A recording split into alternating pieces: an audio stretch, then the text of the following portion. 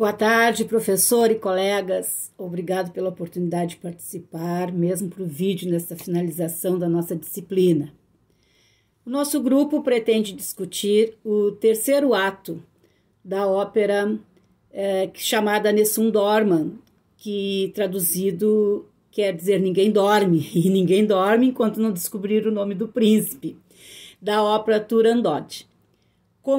Vamos analisar essa obra como um documento a ser lido na perspectiva da pesquisa qualitativa.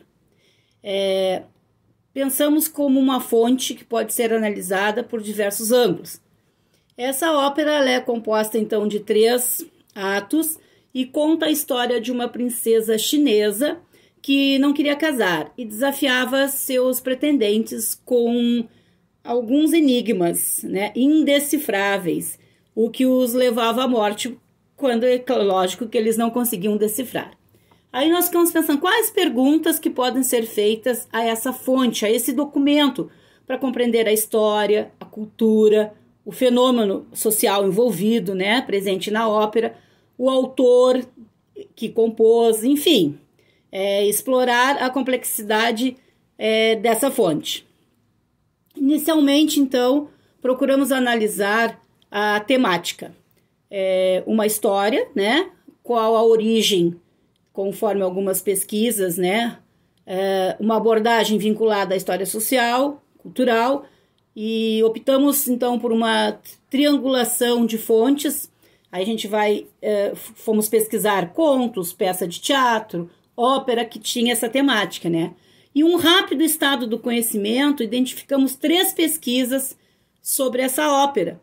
E é uma investigação sobre os personagens e a origem do nome, Se tem fatos históricos envolvidos, então é bem interessante. Esses pesquisadores conduziram a origem dessa inspiração do compositor italiano Giacomo Puccini. O Puccini começou a trabalhar em Turandot em 1920, inspirado pela visita à China da princesa Elizabeth, filha do imperador britânico George VI. A obra Turandot é uma obra póstuma, de Puccini. Foi a sua última composição. Reconhecido por inúmeras partituras quentes, melancólicas e sensuais, deixou sua ópera inacabada. Em 1924, então, ele vem a falecer. E o trabalho foi concluído por Franco Alfano, estreando em 1926 em Milão. Insatisfeito com esse final, o maestro Arturo Toscanini, no dia da estreia, no momento que um personagem morre, um personagem importante, ele vira para o público e declara ali que encerrava a obra de Giacomo Puccini. Então ali ele terminou e o outro autor teve a responsabilidade de continuar a ópera, que foi o Franco Alfano, que recebeu duras críticas, porque se observa no caso a fórmula, como um fazia e o outro também, então houve mudanças bem radicais. A ópera é baseada então nessa peça de teatro do século XVIII, do autor italiano Carlo Crafigossi, e assim fica bem interessante, porque ele adaptou de um conto que tem versões persas e turcas. Então, os autores que indicam a junção de 2 nomes que vai aparecer pela primeira vez, esse nome da ópera em Delacroix, no século XVII.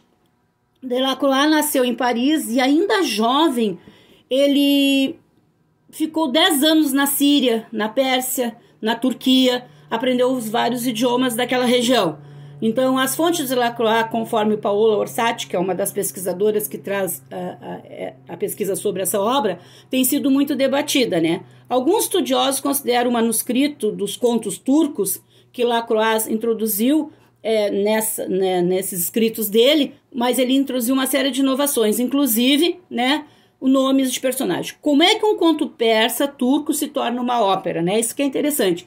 A ópera é apreciada por sua riqueza musical, mas algumas críticas apontam por uma abordagem eurocêntrica, Porque eles trazem aquela cultura para o modo de vida deles, principalmente na representação cultura chinesa adaptada de um conto islâmico. Então aí nós já temos 3 culturas envolvidas, né? Como curiosidade, no contexto, então, dessa ópera, uma área, né, é uma peça musical e Turandot continua sendo uma das óperas mais encenadas, com uma beleza musical e complexidade dramática.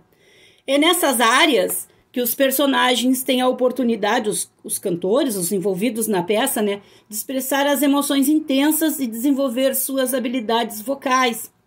Então, o personagem principal se volta para o público e compartilha seus sentimentos através de expressão corporal, né, e destaque de voz carregado de uma dramaticidade, de emoção.